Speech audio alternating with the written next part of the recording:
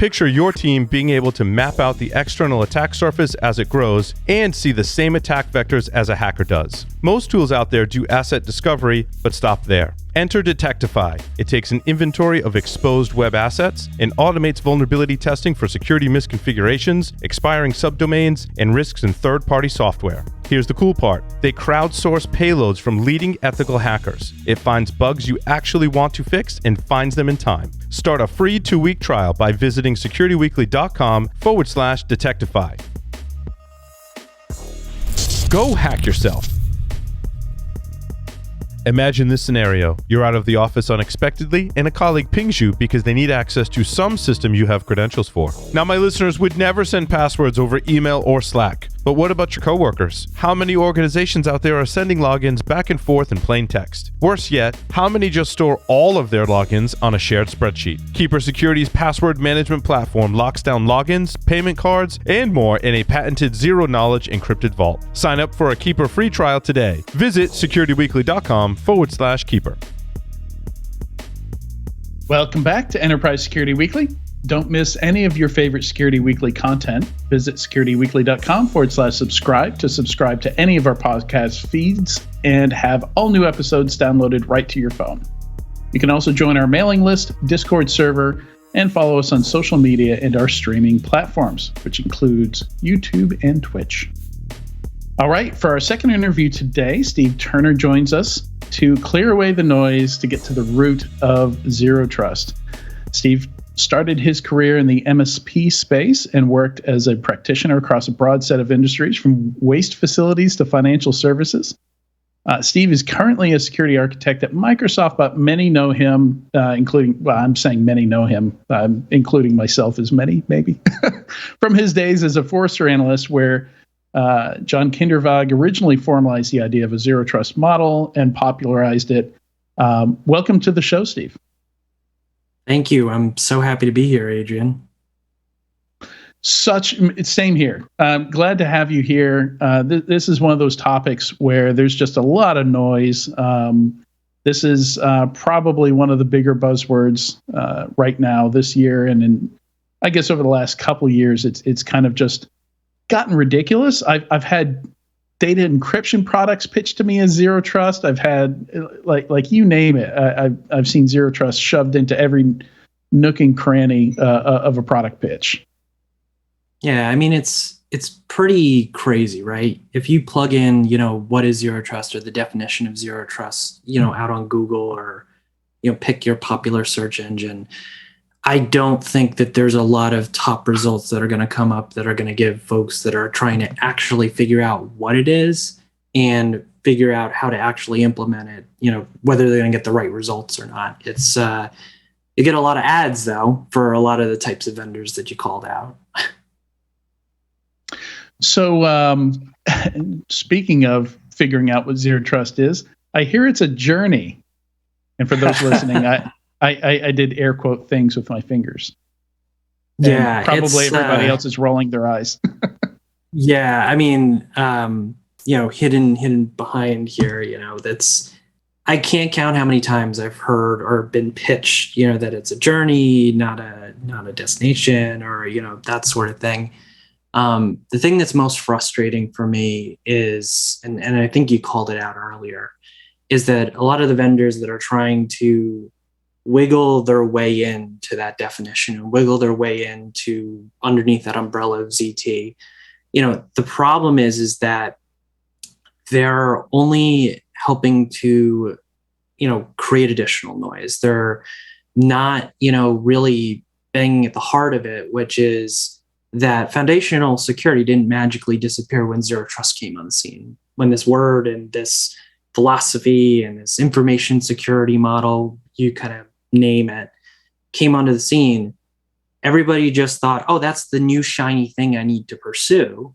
But in actuality, all of the things that maybe you were already doing wrong, they didn't disappear. Those are the things that we need to pull back into the discussion and say, you need to do all of those things really well in order to pursue a zero trust security model.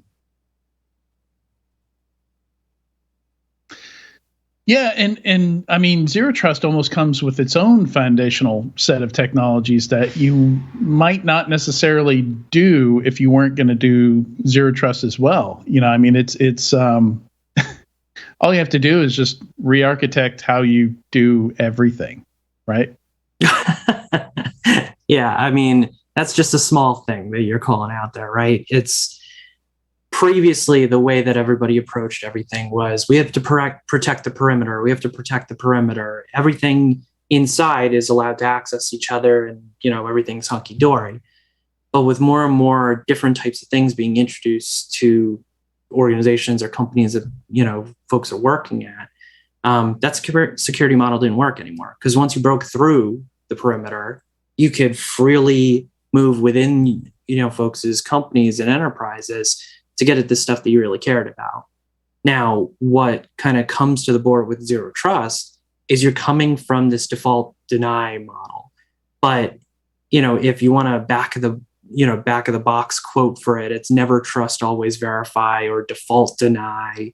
There's a variety of different, snackable items to describe it. But, it definitely is shaking up for a lot of the organizations that I talked to when I was at Forrester and now here at Microsoft, is a lot of folks are having a hard time grasping that, because like you mentioned, it is flipping security on its head.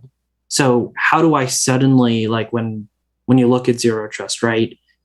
The idea with the model of Zero Trust is that the model is designed around high fidelity threat detection, prevention, and response, paired with an access control framework that verifies all access requests against a baseline that companies define themselves.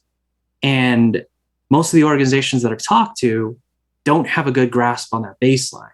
So if they didn't have a good grasp on that baseline before, or they didn't have the information around all of the assets within their enterprise, or even the bulk of them, right? Because we're not seeking perfection here. It's going to be pretty hard for them to move towards Zero Trust when they weren't doing the foundational security pieces really well. Yeah, and I guess the good thing about Zero Trust is that you don't necessarily have to do it all at once. It doesn't have to be, a giant 6-year waterfall project, right? Like you don't necessarily have to fix MFA, and introduce Zero Trust network access at the same time. You don't have to move all your applications all at once. Like maybe you can, segment one, and move one at a time, right? Yeah, absolutely. So, I mean, I know we were joking about the journey thing earlier, but, when you look at implementing something like Zero Trust, when we talk about I've been driving this point home around foundational security concepts, things like getting a device inventory, an identity inventory, data inventory, so on and so forth. Those are ways to start understanding what's within your enterprise, and then going down that path of classifying what's important to you. Like, for example, I not crazy about the term, but figuring out what your crown jewels or your really sensitive assets are within your organization, that if a adversary were to break into those systems, or even, somebody internally that's trying to do something malicious, if they took down that system, your company wouldn't be able to make money anymore. They wouldn't be able to operate. And then defining what those baseline configurations are kind of across your enterprise for devices, for identities, for your data, and then applying the appropriate protections to all of that.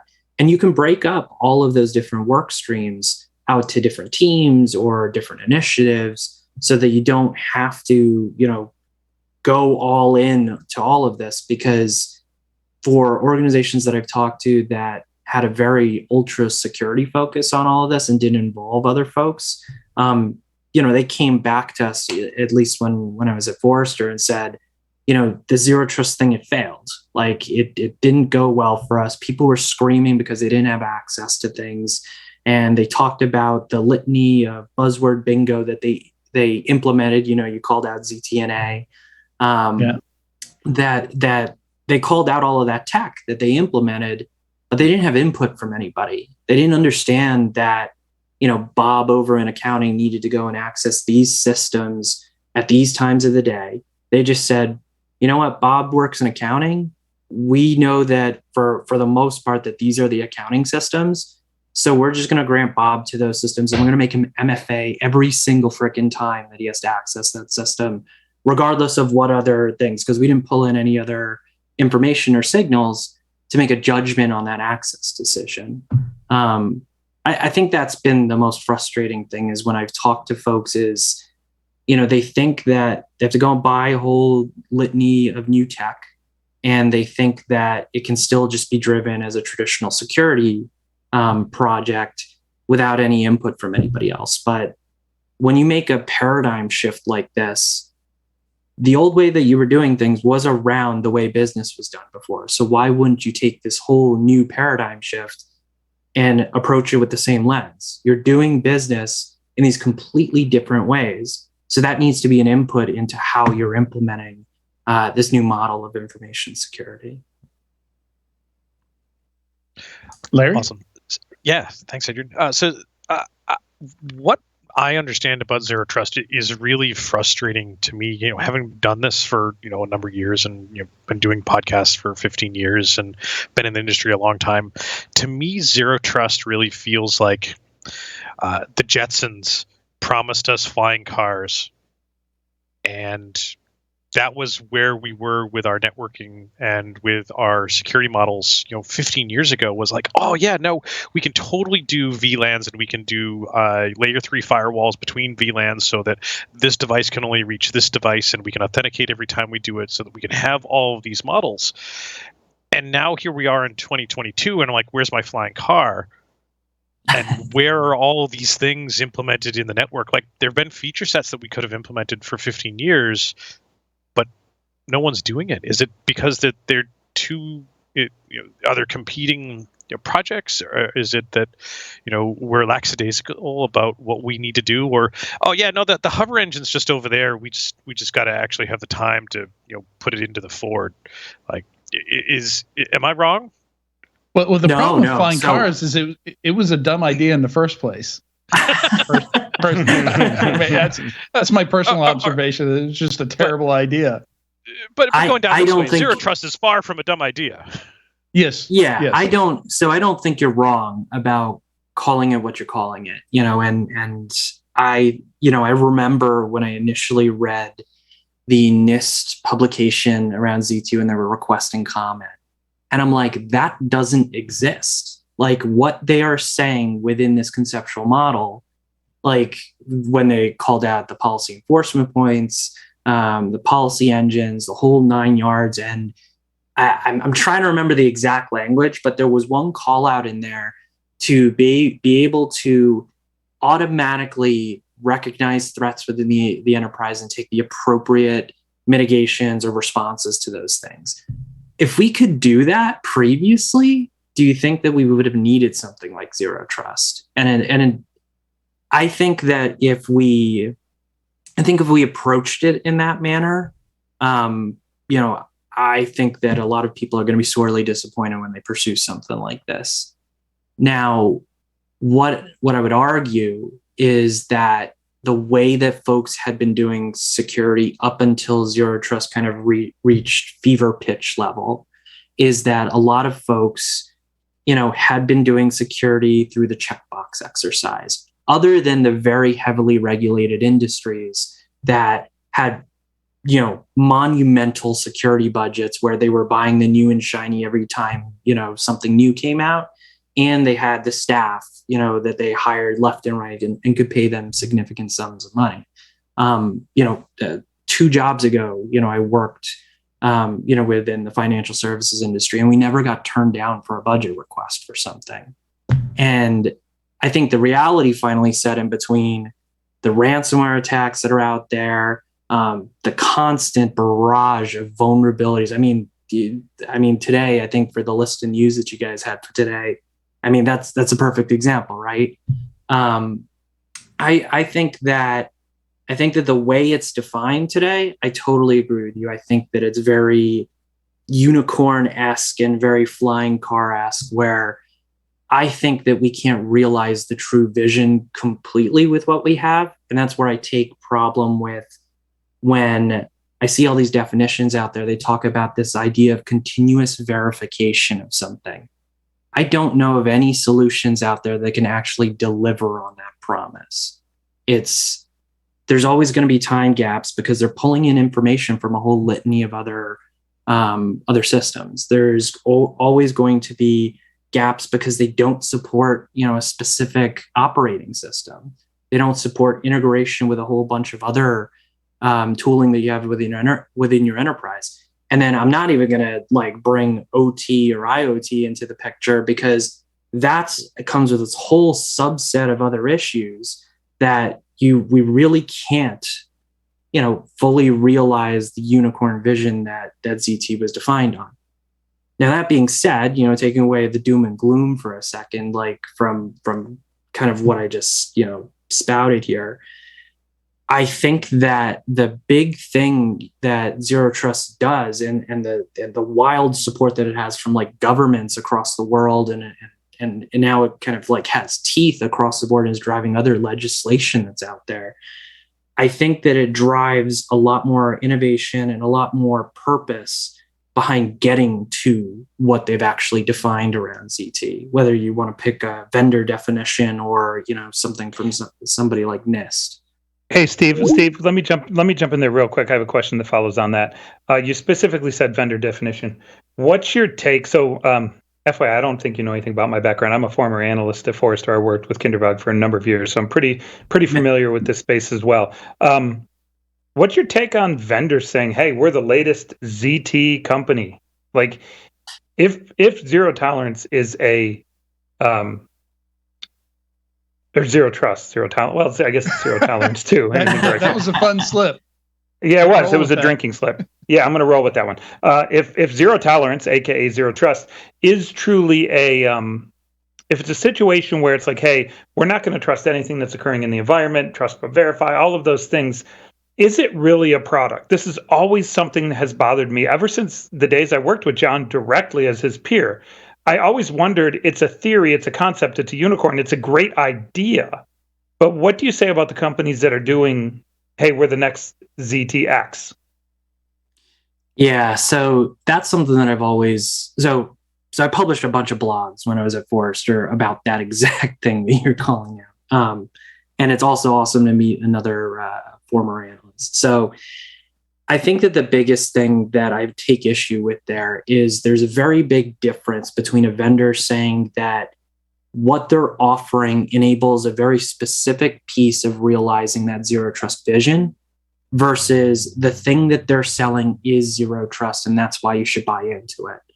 I'm gonna stay kind of above the fold here, and I'm not gonna call out any names, but there are vendors out there that say, you go and buy our whole portfolio of things and you will be zero trust, or you go and buy it's especially prevalent in the SASE and ZTNA space. I would call out that specific space where folks left and right are saying that if you buy this, you will be zero trust. I think that, anybody who's worked in the security industry for any amount of time, several years, probably at a minimum, I think can see it through that with their BS meter, right? We've all lived in the security industry long enough to know that pick your buzzword. I mean, the same thing is happening for pretty much any acronym that's, kind of the latest thing on the scene at the moment, where, we can see through the BS and see what our actual requirements are. The requirements is that we want a solution that's going to take input from a whole bunch of different sources and allow us to make a concrete access decision and evaluate that in some sort of repeatable model and change the access decision if the telemetry changes or the metadata changes. But I hate when I hear a vendor that says they are zero trust, because when I was at Forrester and any of our clients would come to us and ask us about something, about a specific vendor, and talking to me because it was specifically around ZT, I'd find out that they bought into that promise, into that false promise, and found out that the solution didn't deliver on the thing that even truly isn't a thing 100% yet. And again, it was from those spaces that I called out, the SASE, ZTNA spaces, where people took advantage of folks during the pandemic. They took advantage of folks when they were in dire need and said, you can kill two birds with one stone by buying this solution and rip out your VPNs and rip out whatever remote access things you had, and you'll be well down the path towards zero trust. Yeah, and I'm gonna. A lot of those contracts are up and replacing them. Yeah, I'm gonna throw my own 2 cents in here in a similar way. And Goose, I don't know if you have the hot take imagery available quickly, because this is a hot take. I don't like ZT. I don't think it's a valid. It's a message. It's not a market, and that's what drives me nuts about ZT in a general sense. Like, I can say we deliver on ZT concepts, we deliver on ZT values. We are not a ZT product. Like, it's like saying, hey, we are your DevOps product. No, you're not. The pipeline I've built is my DevOps product. It consists of 6 different products. There's nobody that rolled that up or unified that. That's a concept or a theory, and I think it's a similar thing that we're seeing with ZT in a general sense, right? It's like, that's a theory, it's a concept, it's a unicorn, and we can understand and deliver value to that vision, and I'm all for that. And I think we should message around that as vendors. But to say I am your one-stop ZT shop is never going to get there. It's not realistic. I completely agree with you. I don't even think that that's a spicy take. I think that's the reality. I really think that's the reality. That's the problem, right? Like, that's the problem at the end of the day is folks are so confused still about the whole messaging behind this. I mean, NIST said that they were putting together a bunch of reference architectures working with a whole vendor consortium, but those still aren't published. So people don't know what they're building against. Right. They know that they need to get better in all of these areas. And so every vendor with tons of marketing dollars out there is coming in and saying, we're a zero trust platform. We're a zero trust this, that, and the other thing.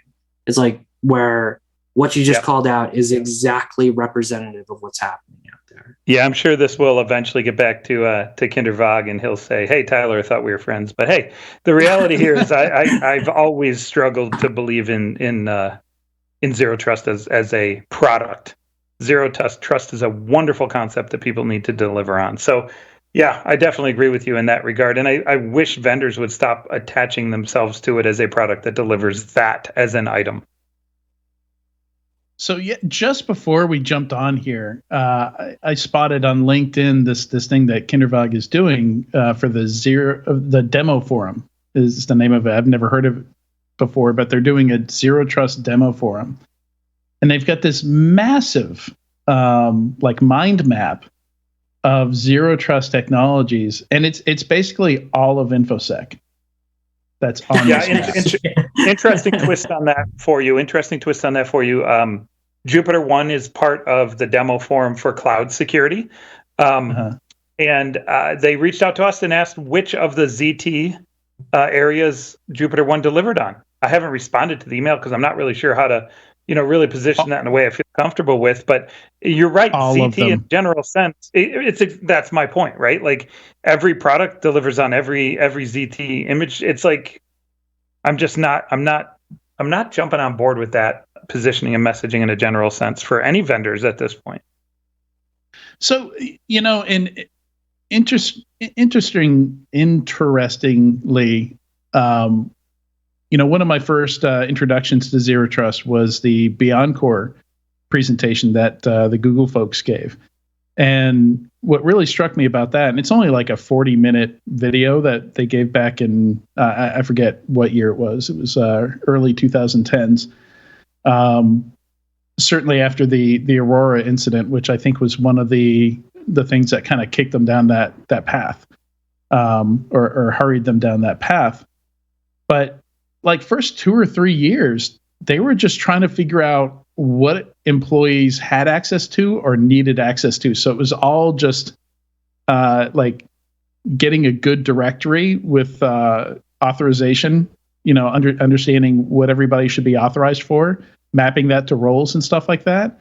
Like, maybe there's products out there that can help with that, but it just seemed to me like there's all this internal work, just getting your shit together that you've got to do before you even start looking at products.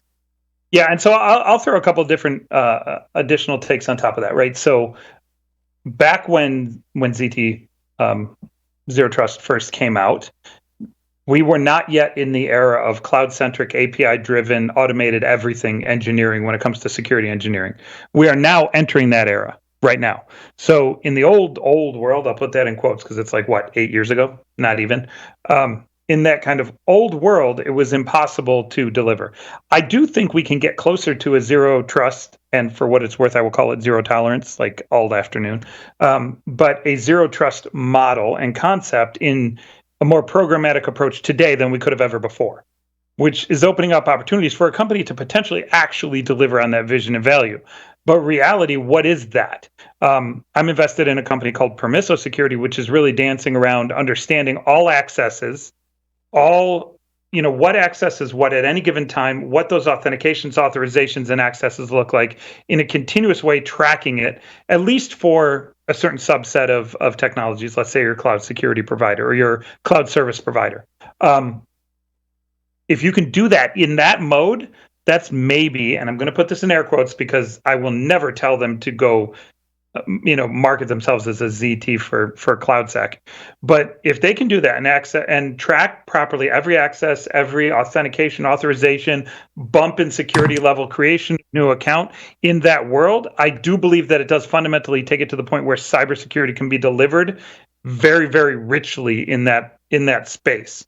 Right now, the problem is if they say they're a ZT company for everything cloud, like that goes way beyond what they could possibly do today, because you have SaaS, you have cloud apps you're building, you have DevOps pipelines. There's way more to it than just that, and that's why I think we're getting closer to it. But I think we're at least, as far as that vision is concerned, if it can ever be achieved at all, a decade or two out.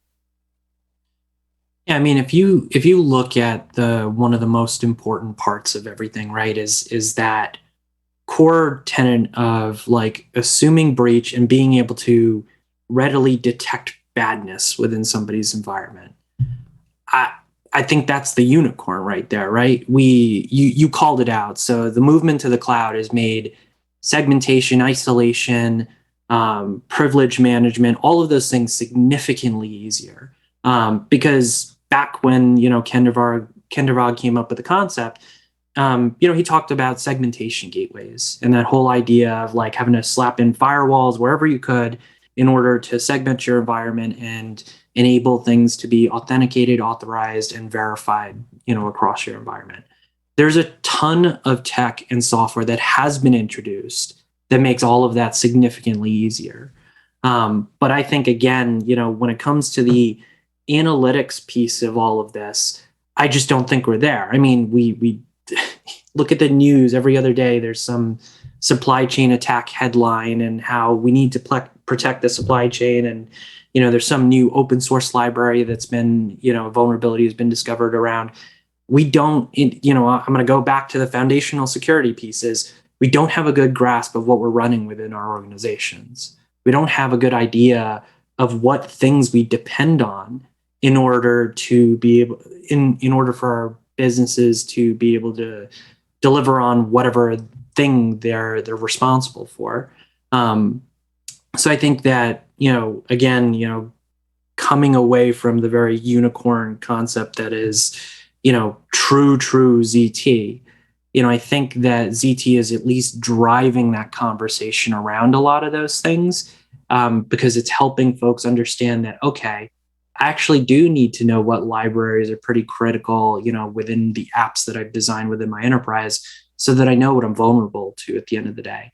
Or I need to know what third-party suppliers, are sub-processors of the SaaS services that I'm utilizing, and make sure that I put in the appropriate protections where I can to isolate the blast damage of when they're inevitably breached, because the whole concept of assuming breach is very well baked into the zero trust security model. But I'm just really, really interested to see, because the one fundamental thing that I haven't seen everybody do really, really well is pull in all of the metadata and telemetry around all of the different things within your environment to even make the appropriate access decision. They're pulling in very, very small pieces of it, and I don't think that that's representative of the full picture. Yeah. And that's how we see a lot of bad guys get in. If you look at, how breaches happen, absolutely. It's people logging in with other people's credentials, and in hindsight, you can see ways that maybe that access decision could have been made differently. But to your point, there's a lot of context, a lot of signal that you got to bring together and, figure out how to automate that kind of thing. Like it's something banks have been doing forever. It's why banks were kind of slow to adopt MFA, because they had this huge investment in fraud detection behind the scenes, basically detecting, kind of an analogy to what we're trying to do here, except for them, it was specifically on transactions, moving money around, stuff like that, wire transfers. But yeah, it's interesting. So as we wrap up here, Steve, I want to talk about where this, what we can kind of latch onto to help us, help guide us through this, because Zero Trust covers a lot of different things, and we don't even have one standard or one definition of it. But it seems like, we were talking before, that there is some good guidance out there. So it seems like one of the most important things before you even start messing with ZT is to, kind of make a plan, learn what all those different components are, and what good resources are out there for that. Yeah, so there's some awesome resources now that are available for a lot of folks to understand where they need to level up, in order to make ZT a reality within their organization. So one of them, and I think a lot of them are actually called out in some of the show notes for today, but I'd say that NIST and OMB have done a fantastic job of putting together maturity models. They've put together very concrete documentation about what zero trust architectures look like. So you can use that as a template to start building whatever your ZT strategy is as you move towards a zero trust architecture.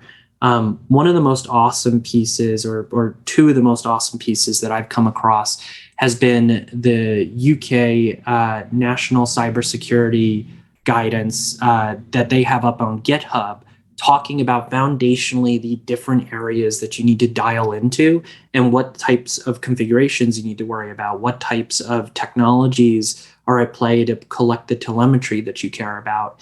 And then kind of hand in hand with all of that, I'd also call out the DoD Reference Architecture. That's a bit of a beast. I think that several folks that I've talked to who have pulled that up, now that that's kind of been declassified and made publicly available, is they kind of get turned off to the whole concept immediately, because I think that their reference architecture lays out the true picture. It lays out all of the technologies, all of the telemetry that you need to be pulling in, a lot of the true concepts that you need to dial into in order to make ZT somewhat of a reality, at least, with the technologies that we have available.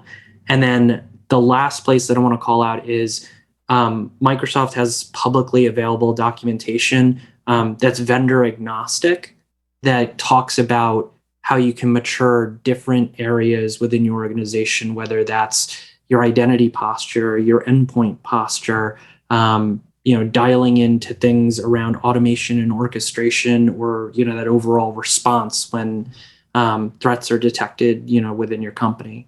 But all of those resources have bits and pieces that folks can pull in to craft a real zero trust strategy, and then ultimately craft the zero trust architecture that they want to go against. And the one thing that I want to call out that I think a lot of people struggle with, and I got this question literally all the time when I was a Forrester analyst, is it doesn't have to be a decision between a platform or a best-in-breed solution to realize your zero trust dreams and hopes. You can pick one or the other. There are plenty, like the technology world has evolved enough that if you pick a platform, you can still pick a bunch of different best-in-breed solutions to meet your business's needs and easily integrate those two things together. But you can also take a whole litany of different point solutions, and they will easily integrate together, at least for the major players that are out there. So don't let that turn you off or paralyze your decision whenever you're pursuing this goal of moving towards zero trust. It shouldn't be down to that. It should really be all the way back to what are you trying to achieve, and then picking the right solutions for your company to achieve the goals that you've set in motion. Yeah, well said. And all these links, as you mentioned, Steve, we do have posted on the show notes. We're having a little trouble updating the show notes right now, but even on the version that's there right now, all the links are there. You can find them at securityweekly.com/ESW267. And Steve, thanks so much for joining us on Enterprise Security Weekly today. This is a topic I've been wanting to kind of have a frank discussion on for a while. Any area where things just get so messy and noisy, I feel like we just need to clear the air and have a frank discussion, vendor-free frank discussion. Guys, thanks so much for having me. It was a pleasure being here. We'll be right back in a few moments with the weekly enterprise news.